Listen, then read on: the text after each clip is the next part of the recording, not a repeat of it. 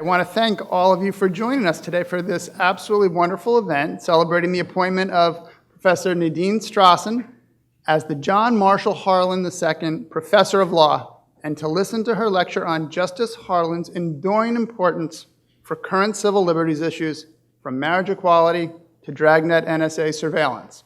I'm Anthony Crowell, the Dean and President here at New York Law School, or as we like to say, New York's Law School.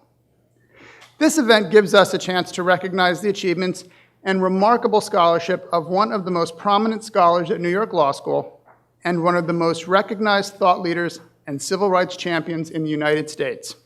It also happens to be our first investiture to coincide with our 125th anniversary. And certainly there's no one better to kick it off with than Nadine Strossen. I also want to acknowledge two other special guests who are here with us today and will speak. Professors Norman Dorsen from NYU and Professor Amy Tenney from American University. Professor Dorsen is the Frederick I. and Grace A. Stokes Professor of Law and co-director of the Arthur Garfield Hayes Civil Liberties Program at NYU, and he's the past president of the ACLU and a former law clerk to Justice Harlan. And Professor Tenney is a member of the New York Law School class of 2000, the associate director of the program on law and government at AU, and a former research assistant and chief aide to Professor Strossen. And their presence here is just one indication of the high esteem in which Nadine is held and the impact that she has had on so many. On this 125th anniversary of New York Law School, I want to say a few words about someone who is considered one of the great intellectual leaders of the nation's highest court in the 20th century, and who's also an NYLS alumnus, Associate Justice of the United States Supreme Court, John Marshall Harlan II. He was not the first Harlan to be a Supreme Court justice. In fact, his grandfather, also John Marshall Harlan, served on the Supreme Court for 34 years until 1911. So our Justice Harlan came from an incredible pedigree and proceeded to develop a unique legal career. Thus far, he is the only NYLS alumnus to serve on the nation's highest court. But we have some high expectations of our current students. He received his LLB from New York Law School in 1924 and worked at Root, Clark, Buckner, and Ballantyne. He soon became an assistant United States attorney for the Southern District of New York and eventually returned to private practice to become the chief trial lawyer for Root, Clark as well. He also served in the New York State government in several special capacities, investigating various kinds of corruption, and he was appointed to the Second Circuit Court of Appeals in 1954 by President Eisenhower, and began his storied judicial career. President Eisenhower nominated him that same year to the Supreme Court, and he was confirmed in 1955. While at first glance, Justice Harlan and Nadine would likely have some disagreements over law and policy, they actually share much common ground on matters including due process and free speech, areas in which Justice Harlan wrote landmark opinions. Indeed, Nadine has the same intellectual curiosity and principled approach in the scholarship found in Justice Harlan's jurisprudence. And this has enabled her to lead an extraordinarily distinguished and trailblazing career, most notably as the first woman to serve as president of the American Civil Liberties Union. And I know Nadine's lecture will show how much of a connection Justice Harlan's rulings have with today's civil liberties debates. She led the ACLU for 17 years, emerging as one of the nation's most vocal and respected leaders on constitutional law, civil liberties, and human rights. During her tenure, the ACLU was engaged in the most pressing constitutional issues to come before the Supreme Court, including censorship, school prayer, reproductive rights, religious freedom, symbolic speech, and prisoners' rights. Her leadership helped double the membership of the ACLU, and it underwent a massive expansion in its staffing across the country. As a measure of her preeminence in the most important constitutional debates and the high esteem in which she has held 3 Supreme Court justices, Ruth Bader Ginsburg, Antonin Scalia, and David Souter, participated in her farewell tribute luncheon when she ended her term at the ACLU in 2008. And she certainly has been a cherished member of the New York Law School faculty since 1988, and she's especially prized by our students. Many of her former students are here today. She's worked very closely with them inside and outside the classroom to help them develop knowledge and the skills in research, advocacy, communications, and management. And thanks to her guidance and outreach, many of her former students and research assistants have secured impressive positions with civil liberties and human rights organizations. She's made an impact on students far beyond the walls of NYLS as well. making thousands of presentations at campuses across the country in order to motivate and inspire young people to work for public interest causes. She's also one of the most prolific scholars in our community, with more than 300 published works. Her book, Defending Pornography, Free Speech, Sex, and the Fight for Women's Rights, was named by the New York Times as a notable book of 1995. Her co-authored book, Speaking of Race, Speaking of Sex, Hate Speech, Civil Rights, and Civil Liberties, was named an outstanding book by the Gustavus Meyer Center for the Study of Human Rights in North America. In 2005, Nadine was honored by the University of Tulsa College of Law and the Tulsa Law Review, which made her scholarly work the subject of their 5th annual Legal Scholarship Symposium entitled Nadine Strossen, Scholar as Activist. And the list of honors and recognition she has received is unmatched. The National Law Journal twice named her one of the 100 most influential lawyers in America. In 1996, Working Woman magazine listed her among the 350 women who changed the world from 1976 to 1996. In 1997, Upside magazine included her in the Elite 100, 100 executives leading the digital revolution. In 1998, Vanity Fair included her in America's 200 most influential women. And in 1999, Ladies' Home Journal included her in America's 100 most important women. Through all her accomplishments, and more importantly, her unyielding devotion to civil rights, she has served as a role model for our entire community. She's done much to create a sense of higher purpose, not only for her students, but also her colleagues. And she is so representative of the extraordinary diversity of the backgrounds and expertise of our faculty, which makes NYLS a uniquely powerful law school. I want to thank everyone again for being here tonight to celebrate this honor. And Professor Dorsen, if you'd please join us to offer a few words.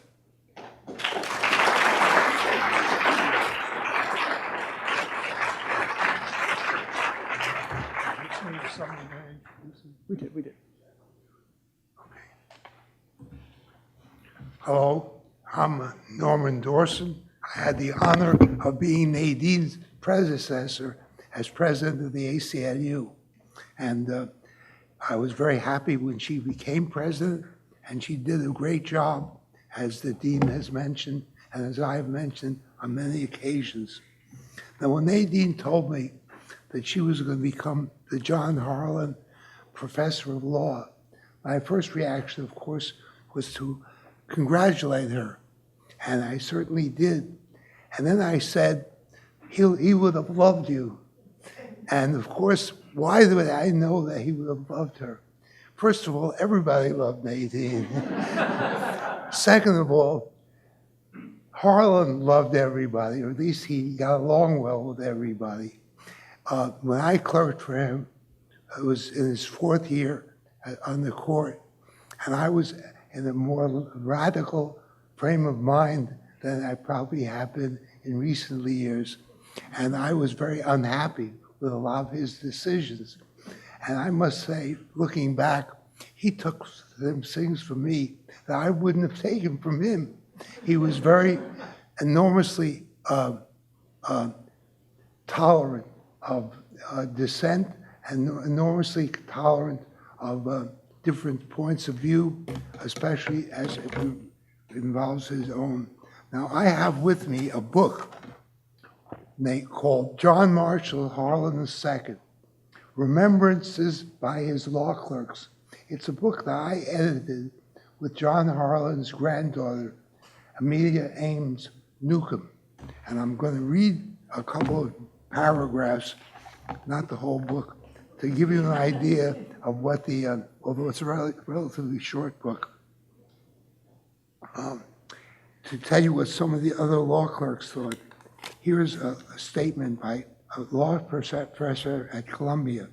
When I bring to mind Justice Harlan's extraordinary blend of qualities, his friendliness, good humor, wit, patience, courage, generosity of spirit, lively intelligence, and integrity, I recall incidents that didn't happen more than those that did. We never heard a word of self-pity or a complaint about his failing eyesight. And when he discussed drafts with us, he never suggested adding or retaining lines that might carry rhetorical force would not stand up to careful analysis.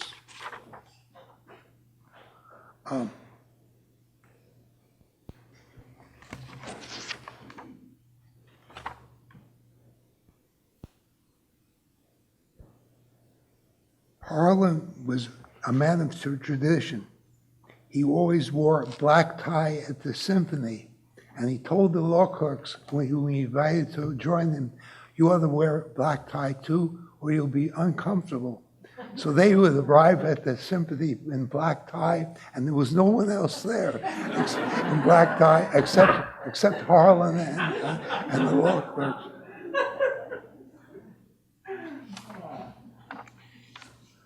Now here's a statement by Charles Lister, a lawyer in Washington at Covington and Burling. As honest craftsmen are, he was a particularist. If he began from any single idea, it was fairness as he saw it. Fairness is factual, and he had a litigator's fastidiousness about the record. I never saw him distort the record to achieve a result, unlike some other justices. Indeed, fairness and facts sometimes led him to results that offended the ideology that some attributed to him. After the justice's death in 1971, Chief Justice Berger told me that in the end, the justice recanted two opinions that did not fit the Chief Justice's orthodoxy. I did not believe him. The claim said more about the Chief Justice and the uses others made of the justice than Justice Harlan himself. Every one of the law clerks, every law clerk that was alive, the one who died, Paul Bator, contributed to this book. I've always admired John Harlan. He's now a law professor at Harvard. The man, more than Justice Harlan, the judge, he took such pleasure in the company of a wide variety of people that he seemed to treasure life for that alone. He was deeply and instinctively democratic. His working staff were treated with unfailing respect as well as warmth. He was a gentleman as well as a gentleman. In the contentions court, I cannot remember him ever criticizing a colleague. He seemed fearless but wholly unintimidating. He abounded in good humor. He seemed to lack both any conceit and any fear of inadequacy. His stories, personal stories, had to be coaxed out of him. And incidentally, the point that my colleague here made is, in my entire year with Justice Harlan, I never heard him say a personally critical word about anybody. That's not easy when you're on a court, and there are 8 other justices.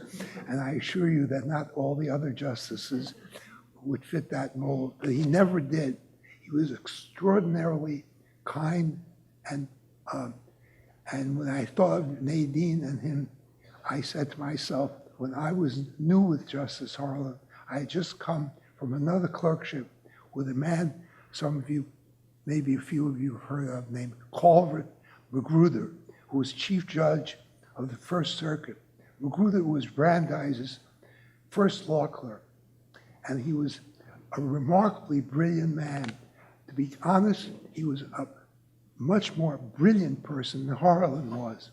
Harlan had the gift of judgment, of fairness, of willing to work hard, which is not something I'll say about Magruder. And so every one of us has his traits, but Magruder was an amazingly brilliant man. And I was a little disappointed in Harlan, but it took me a while to realize that the Supreme Court is different from the First Circuit, and that Harlan was someone who had no constitutional law background whatsoever. He studied constitutional law 3 years, 2 in Oxford, 1 here. And he never, I'm not even sure he ever took a constitutional law class of the kind that is now taught. But he was unbelievably open to ideas. He was famous for taking positions that were different from those that he started out with. One such case was Cohen v. California, a very famous First Amendment case, in which he originally wanted to affirm the conviction, but his law clerk, Tom Brademaker, talked him out of it. And Harlan was prepared to take what was a very unpopular position in conservative circles. He was a conservative in the sense that he came from a traditional background and had conservative instincts, but he was prepared to overcome those instincts and to take positions, as I said before, that were inconsistent with his whole background. And he was really quite a remarkable man. Now, Nadine would have had one advantage over me, and I'm not going to say she's a woman, which would be the natural thing to say. But I was kind of uppity. I was I sometimes disagreed with him volubly and told him I disagreed with this and why was he taking this position. And he was always considerate and always answered on the merits. He would say to me, here's why. And he had a view of the judicial process and of the Supreme Court that was, I would not say unique, but unique in the sense that it was unusual, and he had a personal quality that conveyed his view of the court that one could not ignore. There's no, I said that he never criticized members of the court or anyone else.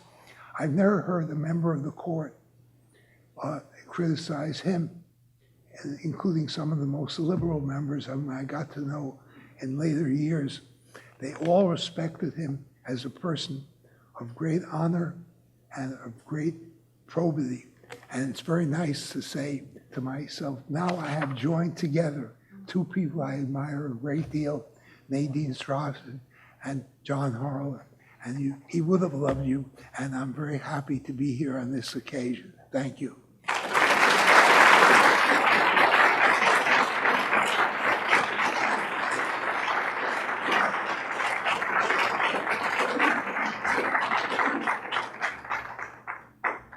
With thoughtful reflections. Thank you so much. Now I'd like to invite Professor Amy Tenney from American University's Washington College of Law, my alma mater, up to the podium.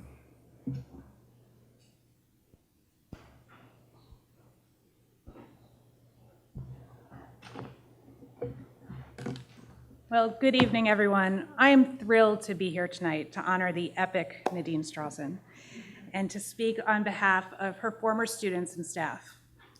As I thought about what I would say tonight, I necessarily thought about the impact that Nadine has had on my life, and I wanted to share a little bit with you about my experience with her to shed some light on the types of relationships that she has with her students. 20 years ago, yes, 20 years ago, I was in college. I was writing my senior thesis on laws banning pornography on the internet. I was struggling with some of the concepts, and my thesis advisor suggested that I find this new book called Defending Pornography. I found it, and I devoured it. In this book was everything that I was trying to verbalize, but couldn't figure out how to say. It not only contained the most cogent, persuasive arguments in favor of protecting speech, but it was a captivating and entertaining read. I was so moved by the book that I decided to find the author and contact her. That is something I had never done before, and I have never done since. But I was so moved by it. And so I emailed Nadine to introduce myself and share my experience, and we began emailing regularly, and she coached me on various parts of my thesis over the next several months, despite having never even met me. We stayed in touch. Ultimately, she read my thesis, and she offered me a job here at New York Law School if I came to law school here. I'm a native New Yorker, but I was living in the DC area, and much to my parents' chagrin, I was not planning to come back here. But the opportunity to work for Nadine made me change my plans and come to New York Law School here. And so that's one of the first things that I'll always be grateful to you for, which is helping me to find my law school home. I worked for Nadine for 4 years, part-time my first year, and then I moved to the evening division and worked for her full-time for the next 3 years. I've been very fortunate in my career, but looking back, there's nothing that tops those years working for her. It's difficult to convey all of the things that I learned from her and about myself during those years. Of course, I learned about constitutional law, legal writing, and legal analysis. But I also watched her lead, teach, mentor, and support all of her students and RAs, despite her incredibly busy schedule. I watched her manage her time, juggle countless responsibilities, negotiate, debate, listen, and write. Nadine has high standards for herself, and she had them for me as well. And that helped me to hold myself to a high standard, even in the midst of law school where excellence can seem unachievable. Now that I'm a law professor myself, I try every day to emulate Nadine. It's difficult, if not impossible sometimes, but having learned from the best, I still attempt to meet that high standard. I do so because at my core, the person who I am today is thanks to Nadine. And I would be honored to have even just a fraction of that effect on my students. Those 4 years would have been enough if it was solely professional. But Nadine wasn't just a boss. She was and is also a friend. We have enjoyed wonderful food and wine, laughed until we've been in pain, and traveled many places together. Speaking of traveling, I wanted to share a story that highlights Nadine as a scholar and advocate. In the dark days after September 11th, Nadine and Ellie were speaking at a conference in Maine, where I was clerking at the time, and we spent the weekend together. This was a month or so after September 11th, and Congress was considering the Patriot Act. Until September 11th, I believed that I had true ACLU cred. I worked for Nadine Strossen, the president of the ACLU, and I worked for her for 4 years. I was ACLU all the way. But after that awful day, I had the knee-jerk reaction that so many people shared, that we had to do something to protect ourselves. Nadine was debating the Patriot Act against some conservatives on the panel, and after her panel, I confided in her that I agreed with them. I'm embarrassed to say this now, but I remember laying out my reasons why I thought the Patriot Act would protect us. Nadine methodically, but respectfully, explained all of the weaknesses in my reasoning. My retort each time was, well, there's a sunset provision. If it's that bad, Congress just won't renew it. She laughed, as you do, and told me that Congress would just renew it. All these years later, Nadine was right. Many of the troublesome parts of the Patriot Act were renewed time and again, and sadly, the issues that she foresaw came to be. Now, I know that this is not a moment where Nadine would relish saying, I told you so, but I share that story because when I think of what it means to be a true civil libertarian and to commit to certain ideals, the only time that really matters is when those ideals are being threatened. And at that terrible time, it was Nadine and the ACLU who stood firm in the face of terror. At her very core, Nadine is a true civil libertarian and the kind of scholar and advocate that society needs to progress. I've been speaking for a while about my experiences with Nadine, but as I said in the beginning, I'm here to speak on behalf of all of her former students and staff. As I was trying to figure out how I could express the experiences of so many in a short speech, I decided it was time to involve others. First, let me give you some background. When someone works in Nadine's office, they are added to a contact list called the Loved Ones list. When they leave the office, their names are moved from the Loved Ones list to the Loved Ones alumni list. Now, since everyone here knows Nadine, I assume you also know that Nadine has never met an acronym that she didn't like. So the Loved Ones alumni are the LOAs. The list of LOAs is ever growing. It now includes former students in her classes, students she's coached on moot courts, former research assistants, and others in the NYLS community who she has taught and mentored through the years. These relationships that Nadine has fostered, as she told me a few weeks ago, are her single greatest source of joy and satisfaction. As you can imagine, the love runs both ways. I set out to find as many LOAs as I could to ask them to share their experiences with Nadine, and they responded in force. The responses were similar in some ways. First, there were the tangible things that so many LOAs shared in their memories of Nadine. Things like acronyms, shoes, cats, wine, and blue pens. But the intangible descriptions outnumber the tangibles. Over and over again, I heard words like role model, pioneer, gracious, brilliant, inspiration, and generous. There were many more words and thoughts that the LOAs shared with me, and every experience that someone shared made me realize again the effect Nadine has had on the lives of her students and staff. That story I shared with you earlier about my experience with Nadine and all I learned from her is only my story, and I'm only one person. But when you hear the same story with different experiences told over and over again and see the profound effect that she's had on so many, it's quite moving. And these LOA stories are just from the relatively small group that I contacted. Nadine, you have given so much to your students and staff over the years. The opportunities you've presented us, the faith you've had in us, and the experiences we've lived through being aligned with you are things that we can never find a way to fully repay. But there are a couple of things we can do. First of all of us who have been affected in some way by your generosity, spirit, and teaching can pay it forward to others to make another person's life better in a meaningful way. And second, we can give you a token of our appreciation for all you've done for us. When I mentioned earlier that I contacted the LOAs, it was with this in mind. Those few descriptive words I shared earlier are just the tip of the iceberg. And it's fitting that Professor Dorsen shared the law clerk remembrances of Justice Harlan with us this evening, because this is a book of your LOA's thoughts, pictures, and expressions of gratitude for all that you've done for each of us. So on this wonderful occasion of your investiture as the John Marshall Harlan II Professor of Law, I hope you'll accept it as a small token of the love, respect, and thanks we have for you. Nadine, thank you.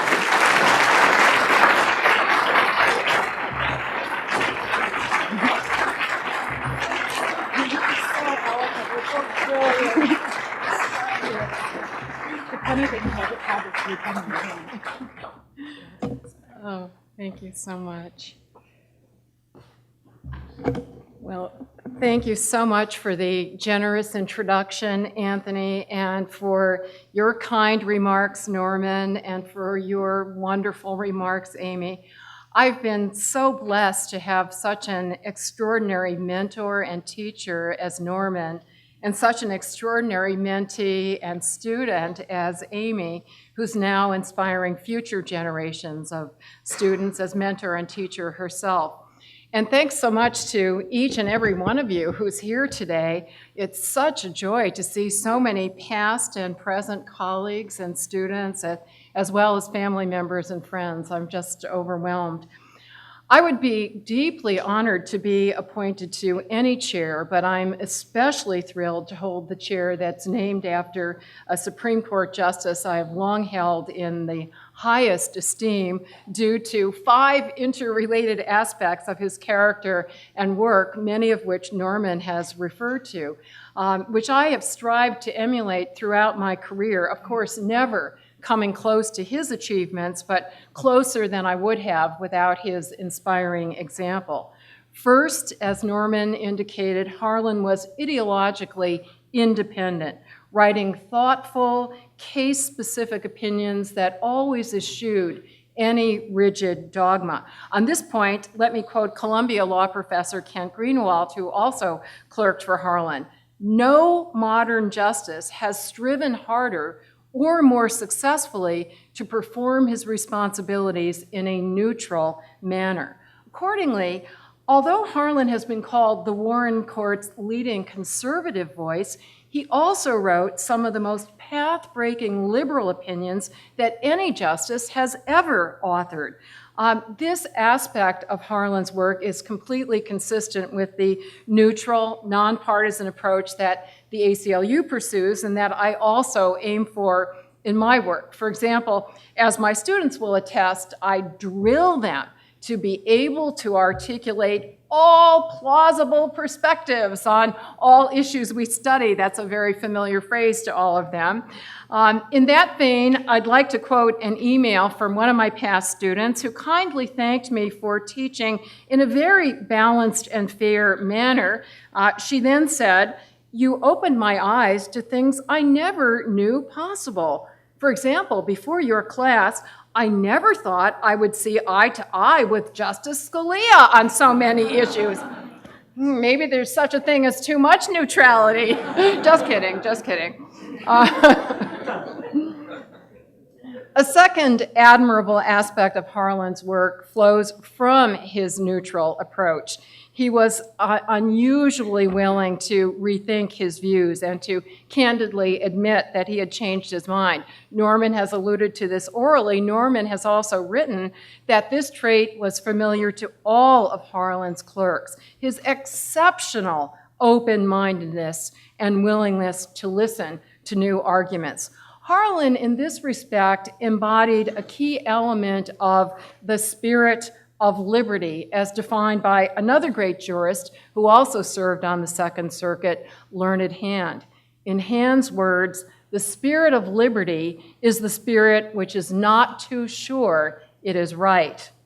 As a civil libertarian, I have also been especially inspired by a third aspect of Justice Harlan's work, his landmark civil liberties opinions. To be sure, Harlan's overall record did not make him an ACLU all-star. To the contrary, he rejected many major civil liberties claims, including on notable equal protection and criminal justice issues. But on the other hand, he did write trailblazing opinions on important constitutional freedoms, which have long been the focus of my own professional work: freedoms of speech and association, freedoms to make our own choices about sexual intimacy, reproduction, and other private matters, freedom from government-endorsed religion, and freedom from government surveillance. These opinions involve disparate rights that are protected under various constitutional provisions. Several First Amendment clauses protecting freedom of speech, assembly, and religion, the Fourth Amendment's protection from unjustified searches and seizures, and the due process clauses of the Fifth and 14th Amendment.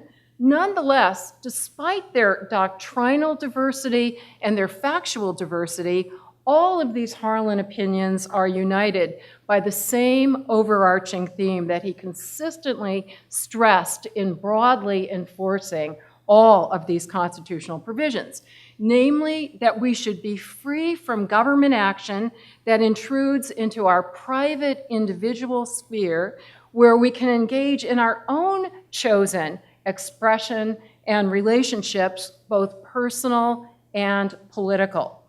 His philosophy, in a nutshell, applied in many different specific contexts.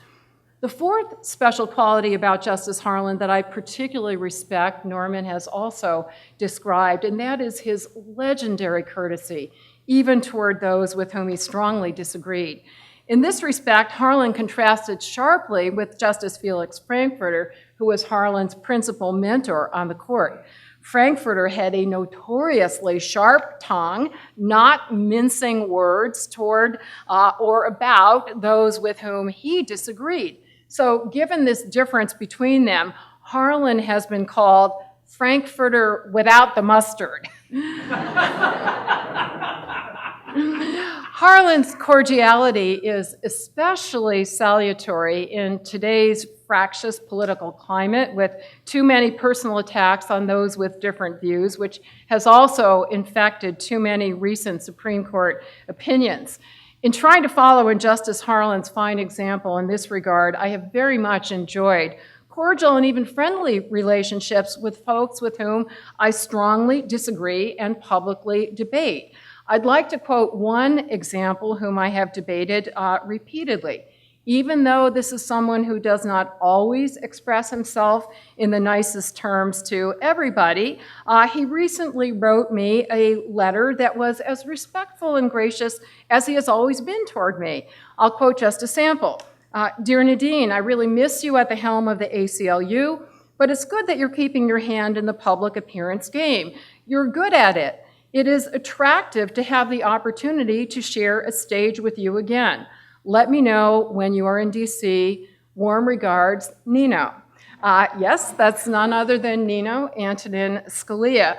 Now, ironically and coincidentally, in today's New York Times, it's a very auspicious day to be celebrating Justice Harlan because it is the opening of the Supreme Court term. So the New York Times Supreme Court reporter Adam Liptak wrote a story in which he highlighted the much less cordial language that Justice Scalia and other justices have been hurling at each other lately. As Adam wrote, some of last term's opinions were unusually barbed even by the standards of Justice Scalia. For example, dissenting from the decision establishing a right to same-sex marriage, Justice Scalia called Justice Kennedy's majority opinion pretentious, egotistic, and incoherent. I would say that is Frankfurter with extra mustard. Also inspired by Justice Harlan's neutral approach toward ideas and individuals, I have enjoyed working closely with ideologically diverse organizations, including both the American Constitution Society and the Federalist Society, both nationally and here at NYLS. And speaking of working closely with students, that leads to the fifth way in which Justice Harlan serves as such a positive role model for me, his close and ongoing relationship with the recent law school graduates who served as his law clerks, including Norman Dorsen.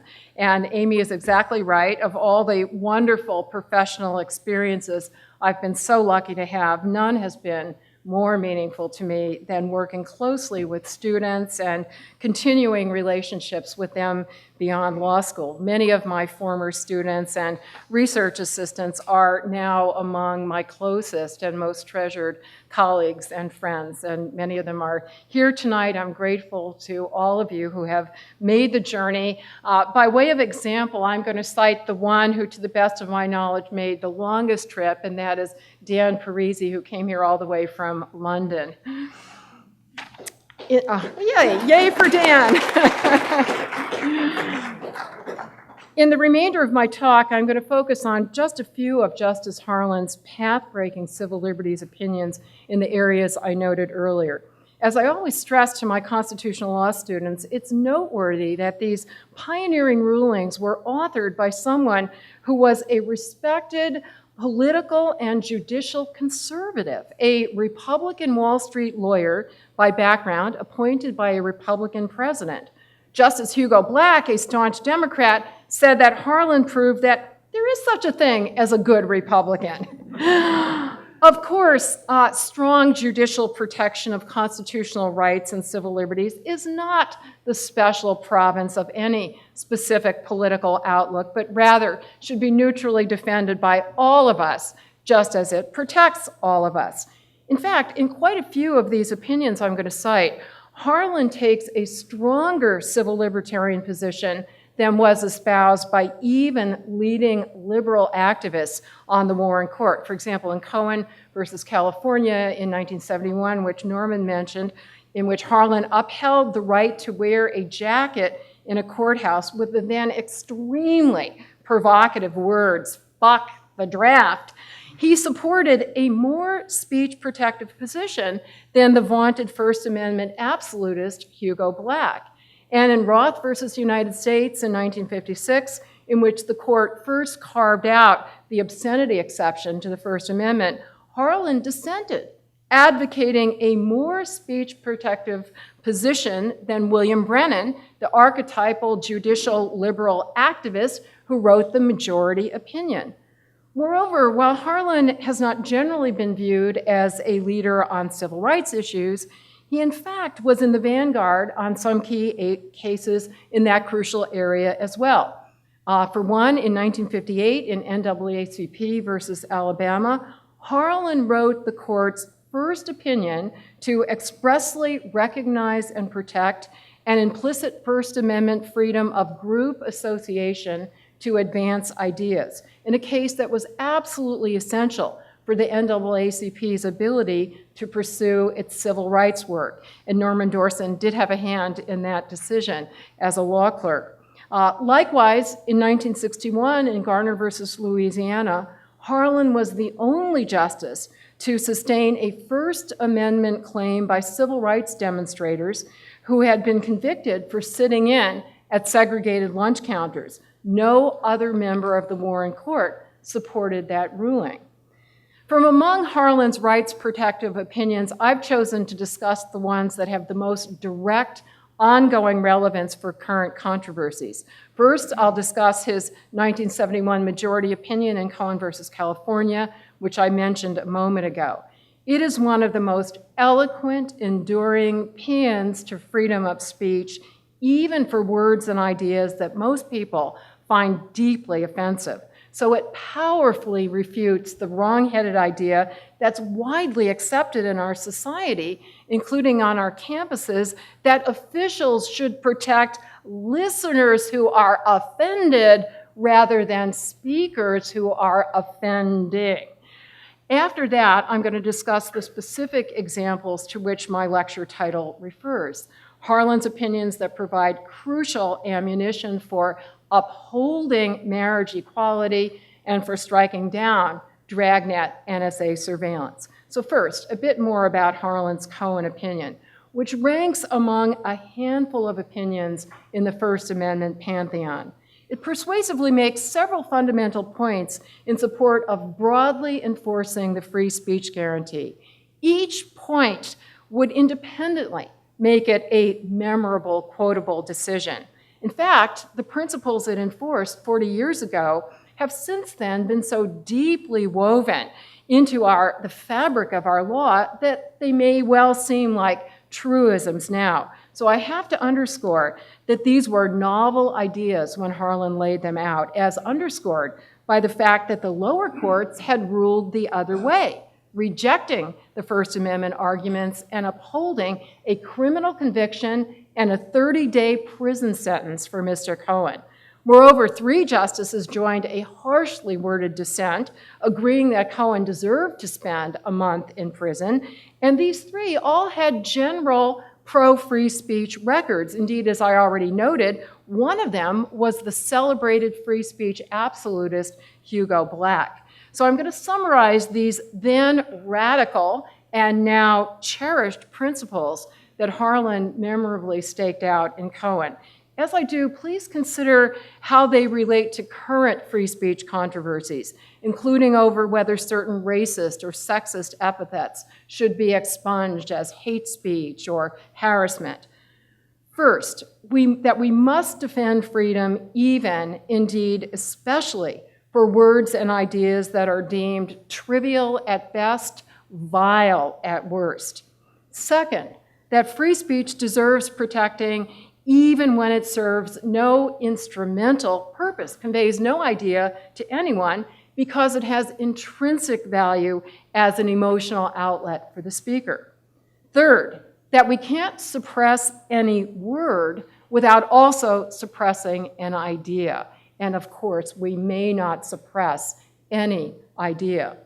Fourth, at least when we are outside the privacy of our own homes, we have no right to be shielded from offensive words and ideas, even when we are in places that we are required to be and hence can't easily avoid the offensive speech. In other words, largely rejecting the so-called captive audience rationale for curbing speech.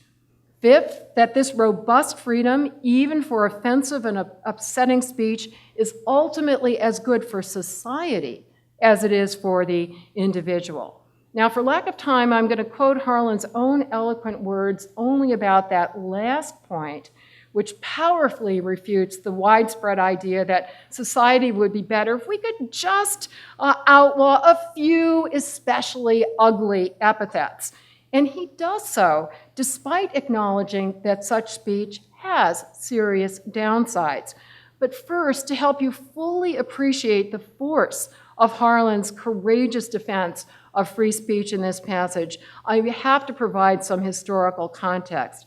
I can't stress enough that the particular words and ideas at issue were at that time widely considered deeply, dangerously offensive. Back then, the so-called F word was analogous to the so-called N word today. so taboo that polite people were loath to utter it for any purpose, even to criticize it, or even, as in the Cohen case, to defend the right to say it. For example, Justice Black's law clerk said that even this staunch First Amendment absolutist was horrified at the possibility that his wife Elizabeth might be confronted in a courthouse with what they all called that word. Likewise, at the oral argument, Chief Justice Berger tried to impose a gag order on Cohen's lawyer, Professor Mel Nimmer, who, by the way, was arguing the case on behalf of the ACLU. And I should note that most of the cases I'm talking about, almost all of them, the ACLU did play a lead role. So back to Berger's attempted gag order. After announcing the case and calling Nimmer to the podium, the chief said, "Mr. Nimmer, the court is thoroughly familiar with the factual setting of this case, so it will not be necessary for you to dwell on the facts." To which Nimmer replied, "At Mr. Chief Justice's suggestion, I certainly would keep very brief the statement of facts. What this young man did was to walk through a courthouse corridor wearing a jacket upon which were inscribed the words, 'Fuck the draft.'" As First Amendment expert Jeff Stone wrote, "At that moment, I believe Mel Nimmer won his case." Likewise, another commentator said, if Nimmer had acquiesced to Berger's word taboo, he would have conceded that there were places where fuck shouldn't be said, including the sanctified courthouse. But Harlan and the other justices never let that word pass their lips. Berger himself referred to the case as the screw the draft case. And when Harlan was about to deliver the opinion in open court, Berger begged him, "John, you're not going to use that word in delivering the opinion, are you? It would be the end of the court if you use it, John." So Harlan delivered the opinion without saying fuck. Even in guaranteeing the right to say it, the taboo against it was just too strong for him. You notice I am not following in his footsteps in that regard. Again, I dwell on this context so that you can appreciate that Justice Harlan's defense of the right to say fuck the draft would apply fully to whatever we today consider to be the most reviled words, which we also avoid saying, even though we defend the right to say them. So to fully grasp his ruling and rationale as you listen to it, please have in mind whatever you consider to be the most horrible, unspeakable words. So to quote him, "The constitutional right of free expression is powerful medicine in a society as diverse as ours. It puts the decision as to what views shall be voiced into the hands of each of us in the hope that such freedom will ultimately produce a more capable citizenry and more perfect polity, and in the belief that no other approach would comport with the premise of individual dignity and choice upon which our political system rests. The immediate consequence of this freedom may often appear to be discord and offensive utterance. These are, however, necessary side effects of the broader enduring values which the process of open debate permits us to achieve. That the air may at times seem filled with verbal cacophony is in this sense not a sign of weakness, but of strength. We cannot lose sight of the fact that in what otherwise might seem a distasteful abuse of a privilege, these fundamental societal values are truly implicated. In this passage, as you heard, Justice Harlan strongly protects individual dignity and choice. Notably, that is also a major theme that echoes through other opinions of his that protect other rights, including his influential Poe versus Ullman opinion, which in turn undergirded this summer's historic same-sex marriage ruling, Obergefell. That is my next topic. When I first read the Supreme Court's thrilling decision in that case this summer, I was immediately struck by the fact that it repeatedly quoted Justice Harlan's landmark 1961 opinion in Poe versus Ullman. This underscores the special status of that opinion. It is the earliest, most eloquent, and most enduring explanation of the court's special responsibility to construe the word liberty in the due process clauses as encompassing protection from government intrusion into private spheres of our lives. In other words, it justifies the modern so-called substantive due process doctrine, which reads the due process clause as protecting implied rights concerning sexual and other intimate matters. Harlan's Poe opinion specifically concluded that this clause was violated by Connecticut's statute outlawing contraception. The majority of the court had dismissed the constitutional challenge to the statute as non-justiciable, in other words, beyond the court's review power. So it's noteworthy that it was the conservative Harlan who dissented on that point, concluding that the court did have the power and indeed the duty to reach the merits of the case. So he went on to address the merits, and in so doing, wrote the opinion that was the court's very first ever to uphold the implied right of sexual and reproductive freedom. So as I always stress to my common law students, it was this respected conservative who blazed this progressive path, not one of the liberal judicial activists who were then on the court. And he did this both by reaching out to rule on an issue that the other justices ducked, and by laying out a rationale for upholding implied rights that has stood the test of time. This landmark opinion has often been quoted and built upon as the court has subsequently recognized a series of such implied rights since Harlan left the court, most recently, again, the right to same-sex marriage. To this day, we still have fierce, ongoing debates about so-called substantive due process, with the four Obergefell dissenters maintaining that the Due Process Clause protects only procedural rights, or that it doesn't protect any substantive rights beyond those that society has already traditionally recognized. So to underscore how dramatically different the current brand of judicial conservatism is from Harlan's, let's first consider the Obergefell dissenters' views on point. First, my pal, Justice Scalia, bitterly denounced, quote, the court's claimed power to protect new liberties, and he put that word liberties in quotation marks just in case we might not have understood that he doesn't really think they exist. After all, his language is so subtle and understated. Likewise, Justice Thomas decries, quote, the dangerous fiction of treating the Due Process Clause as a font of substantive rights, and further says that even if he assumed only for the sake of argument that the Due Process Clause did protect any substantive liberty, it would be limited to freedom from physical restraint. Moreover, all four opinions by all four Obergefell dissenters excoriate the majority for engaging in judicial tyranny and undermining democracy by giving a broader substantive reading to liberty. Well, given the ongoing force of this current conservative perspective, both on the court and off, including among some current presidential candidates and their supporters, we should heed Justice Harlan's thoughtful exposition in Poe of a very different conservative view, namely that the court has a duty to give substantive meaning to the concept of liberty, and that it can do so in a way that is appropriately restrained, consistent with the limited judicial role in our system. It's painful to me to edit his eloquent, persuasive discussion at all, but for the sake of brevity, I'm going to confine myself to a few highlights. First, he cites longstanding precedents and principles that repudiate the limited views that the current conservatives defend. Instead, he then offers an elastic but not unbounded concept. Quote, due process has not been reduced to any formula.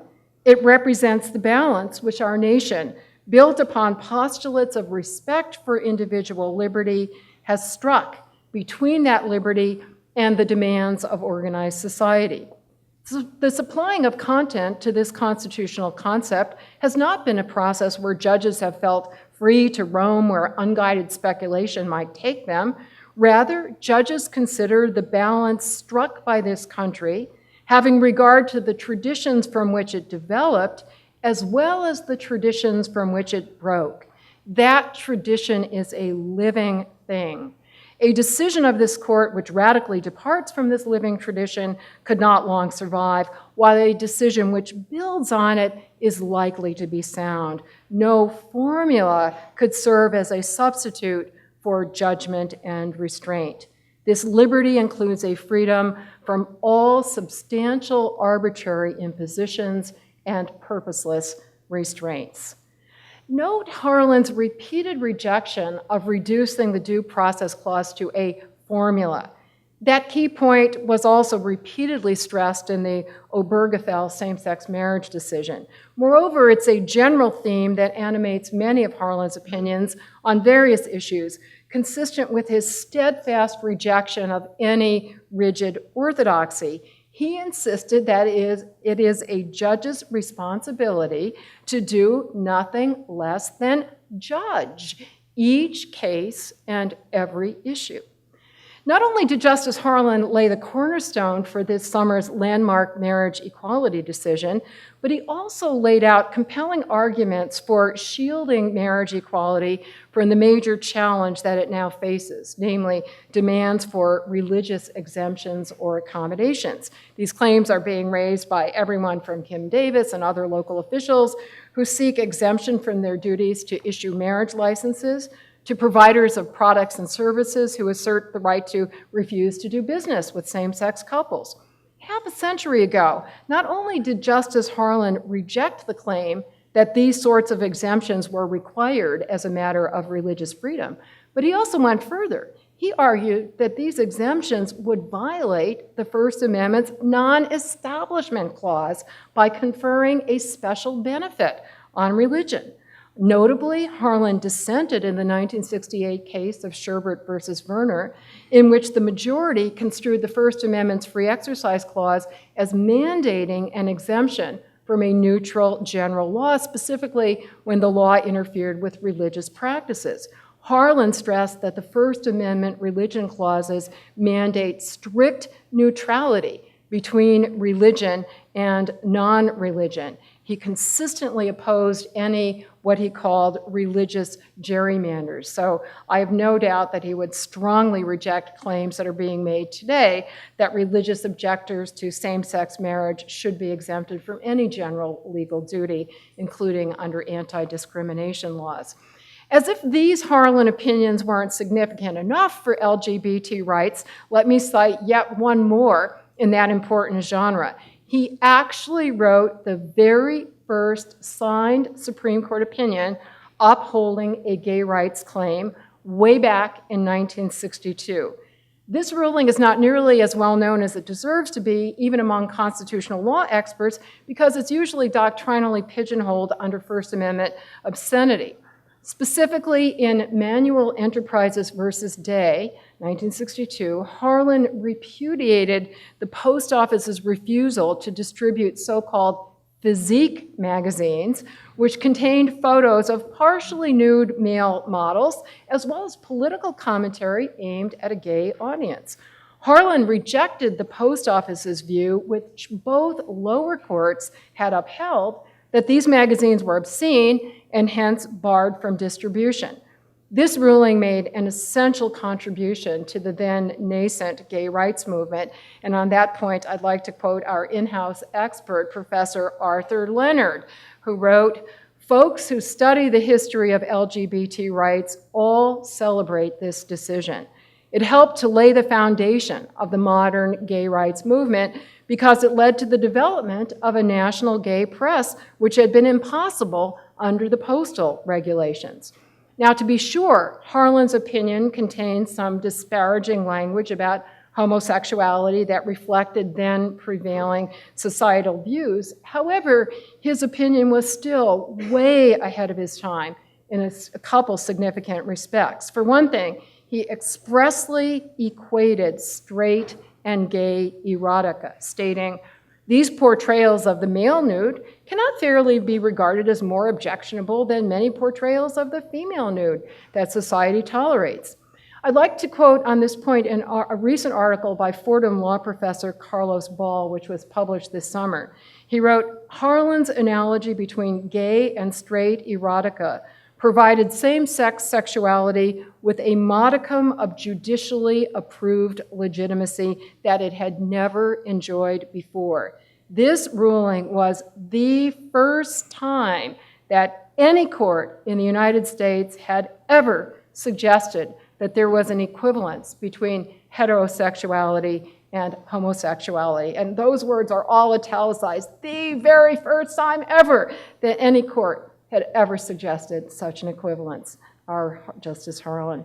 I should also note that here, once again, it was the conservative Harlan who was in the court's vanguard in this remarkable case, which was issued during the dark ages in terms of LGBT rights 7 years before Stonewall. None of the court's leading liberals joined this path-breaking opinion. Yes, Justices Black, Douglas, Brennan, and Warren also voted against the post office, but they did so only on narrow statutory grounds.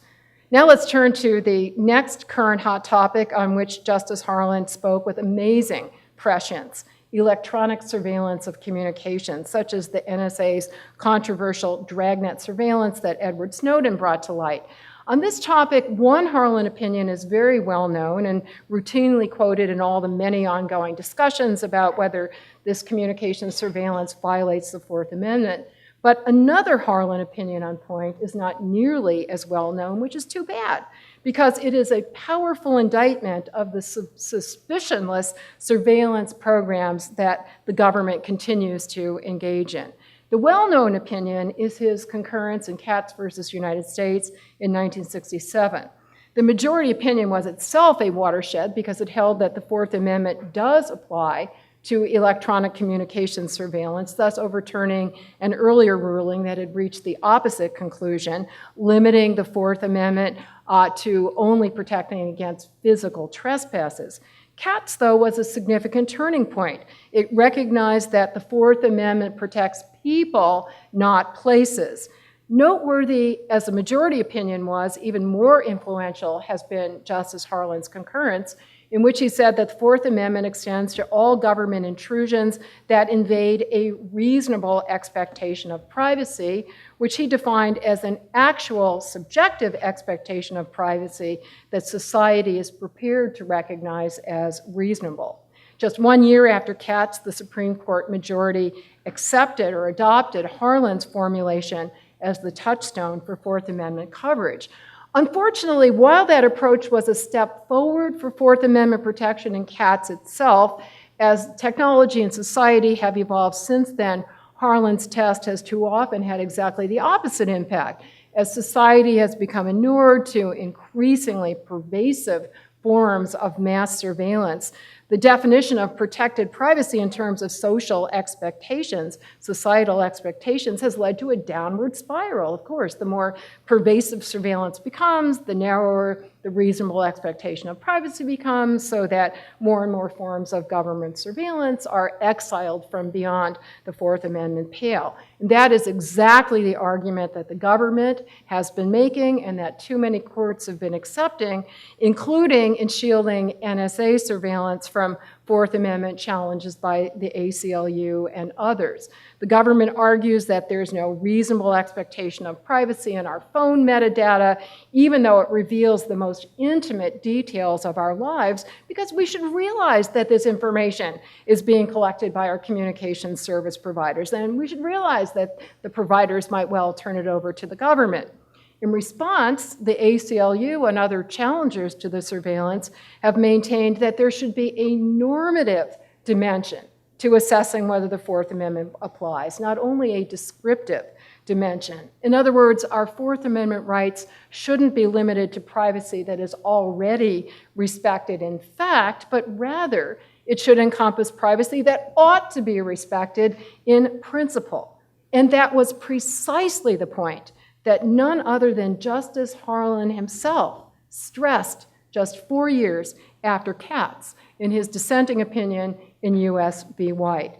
With his characteristic intellectual independence and rigor, his open-mindedness, including his consistent rejection of simplistic formulaic approaches, he eschewed the mere formulaic invocation of the reasonable expectation of privacy concept, even though he himself had penned that phrase. He stressed that the CATS formulation also can ultimately lead to the substitution of words for analysis. Instead, he said that judges must actually make judgments about whether the government intrusion should be allowed, consistent with the communications privacy that we should enjoy. In language that's fully applicable to the NSA's Dragnet phone surveillance, he said that in deciding whether the Fourth Amendment protects us, quote, the analysis must transcend the search for subjective expectations or assumptions of risk, since it is the task of the law to form and project, as well as mirror and reflect. We judges should not merely recite the expectations and risks without examining the desirability of saddling them upon society. The critical question, therefore, is whether under our system of government we should impose on our citizens the risks of the electronic listener without at least the protection of a warrant requirement. He then examines this critical question and concludes that these risks would exert an unacceptably chilling impact on our communications. A First Amendment concern about surveillance that the ACLU and others have also stressed in our current challenges to NSA surveillance. Let me quote Harlan. A rule of law that permits official monitoring of private discourse might well smother that spontaneity that liberates daily life, spontaneity that is reflected in frivolous, impetuous, sacrilegious, and defiant discourse. In very strong language that would condemn many ongoing communications surveillance programs, he concluded, warrantless electronic monitoring has no place in our society. The burden of guarding privacy in a free society should not be on its citizens. It is the government that must justify its need to electronically eavesdrop. In conclusion, I could wish nothing more for myself and my students, not to mention my cherished country and Constitution, nothing more than that all of us members of the legal profession will strive to follow in Justice Harlan's footsteps by being courteous and respectful toward all people and being neutral and open-minded toward all issues, and by doing our utmost to secure rights that have not yet received the protection they deserve. On that last point, let me give the last word to Justice Harlan. In a passage that not only nods toward the past, as we would expect from a respected conservative jurist, but that also ends on a forward-looking note worthy of the most progressive jurist. Here's what Justice Harlan said. Each new claim to constitutional protection must be considered against a background of constitutional purposes. There is no mechanical yardstick, no mechanical answer. The decision of an apparently novel claim not only takes its place in relation to what went before, but must also cut a channel for what is yet to come. Thank you very much.